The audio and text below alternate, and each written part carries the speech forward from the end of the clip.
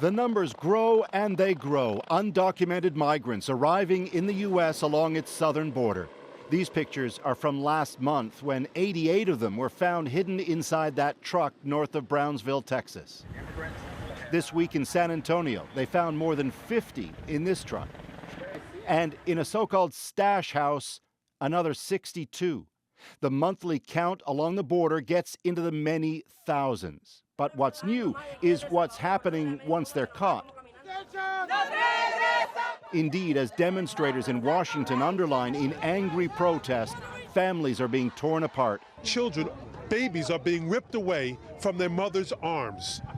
And if that's not psychological torture, I don't know what is. Under a directive by the Trump administration, all migrants caught crossing illegally now face prosecution. Under U.S. law, when adults are jailed awaiting a trial for any crime, their children are put in government custody.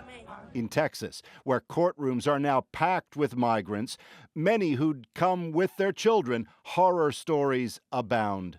One of the women that I interviewed today told me that she was breastfeeding her daughter when the government took her daughter from her. And when she resisted, she said that was when they put handcuffs on her. Authorities, who say such allegations are unsubstantiated, have meanwhile set up shelters for detained young migrants. These images are of the largest shelter, a former Walmart, now known as Casa Padre for boys aged 10 to 17. Some 1,500 of them.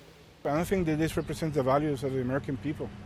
Still, no one has the perfect answer. The U.S. says its new zero tolerance is needed to deter illegal immigration. But the migrants keep coming. Paul Hunter, CBC News, Washington. Now, critics say zero tolerance is too harsh. An archbishop even called the separation of children from their parents immoral. But that didn't stop the Attorney General from using the Bible as justification. Illegal entry into the United States is a crime. It should be, it must be. And I would cite you to the Apostle Paul and his clear and wise command in Romans 13 to obey the laws of the government because God has ordained the government. Sessions added that Americans who go to jail can't take their children with them, and migrants in detention centers shouldn't expect to either.